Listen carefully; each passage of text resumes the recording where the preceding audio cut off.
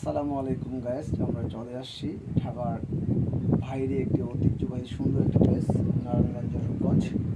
আর রূপগঞ্জের এখন অবস্থান করছি রিভারি প্লেস। আর আপনার রিভারি প্লেস আসলে অবশ্যই অনুভব করতে পারবেন না যে ঢাকার কাছে খুব সুন্দর একটা প্লেস আছে, এত সুন্দর যেটা বলার বাইরে। আপনাদেরকে আমি দেখাচ্ছি পাশাপাশি। আর সাথে চলে আসছি আমার এক ছোট্ট বন্ধুকে নিয়ে। ছোট্ট বন্ধু গাইস অনেক ভালো কথা বলে। দেখতে পাচ্ছেন এই যে ন্যাচারাল পরিবেশ, আসলে মনে হবে যে নিকলি আসছি, নিকলি হাওয়ার অবিকল।